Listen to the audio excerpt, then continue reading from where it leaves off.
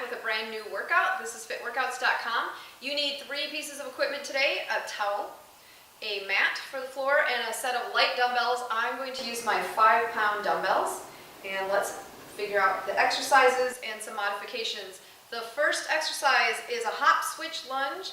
You're going to have the towel lifted above your head, palms forward, pulling outward on the ends of that towel. You're going to start back in this lunge, and you're going to hop switch, and then you're going to pull down and across that front leg. Now you can use this back hand to deepen the rotation, but I want you to keep your spine lifted. I don't want any hunching forward at all, and then bring it back overhead.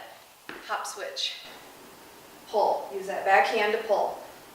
Hop switch. Now you're going to have to find your balance there, and with the arms overhead, that's a little bit harder than usual.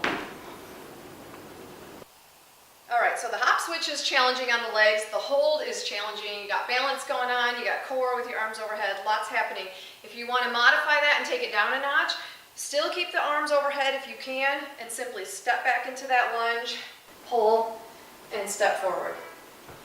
If the overhead thing is challenging, why don't you keep the towel here, step back, pull down, it's at a diagonal, step back. Alright, so you got a couple options there. Grab your dumbbells for the next exercise. Now this is a big challenge on the shoulders and the upper body, and we're going to add some instability by doing this on one leg. So we're going to do 2 sets on one leg, and then we switch our feet. So you're going to start here, and you're going to lift a leg forward. You're going to close in front, open, and then pull overhead. That's one set. Close in front, open, overhead. And now you switch legs.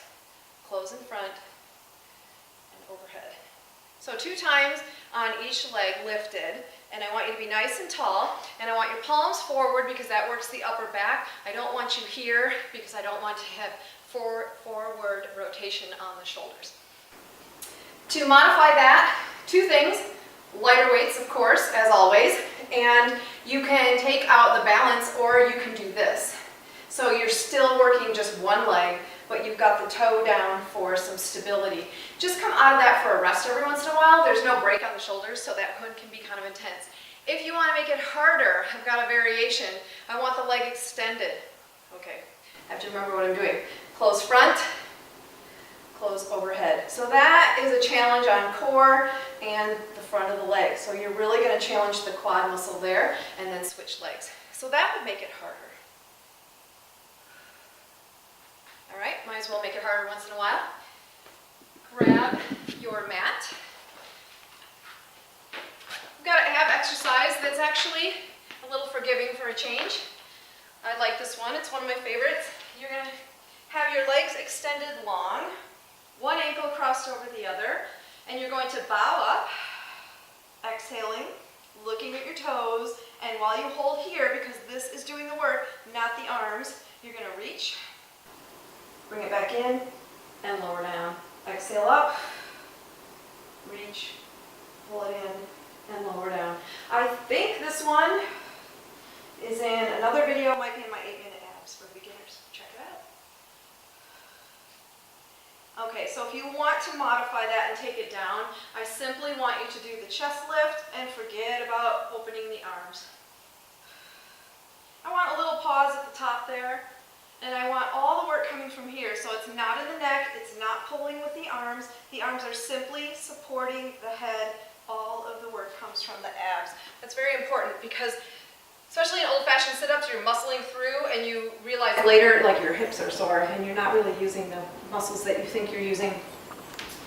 We're going to do a combination of hops to the side and then a shuffle, shuffle, squat. So you're going to do 2 big hops to the side and then shuffle, shuffle, squat. And then 2 hops to the side and then shuffle, shuffle, squat. So this is our cardio move for the quickie. Okay, so if that is too much, obviously the side hop can be a little funny on the knees if you're not sure about that. You can take some steps to the side this way, and then you can reverse lunge and a squat. So you can just slow it all down. Hop to the side, reverse lunge, squat. Some kind of variation of that. This can be a little bit challenging if you've got tricky knees or you're unsure. So just take that out. Okay, the last move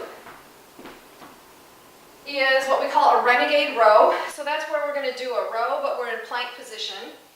So I'm going to hold these dumbbells. I'm going to be in plank with my hands on the dumbbells, and I'm going to row it to the rib cage, row it to the rib cage, and then 4 plank jacks in that position. Row, row, 4, 3, 2, 1.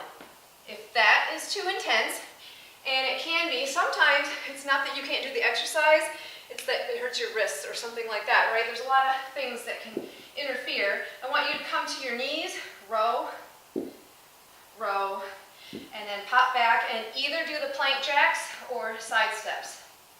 That will be less time that you have a lot of pressure, because when you're here, you don't have to have as much pressure on the wrists. If it's too easy on hands and knees, you might want to actually increase the weight of your dumbbell. Okay. That is the 5 exercises and modifications. Let's do this thing straight through.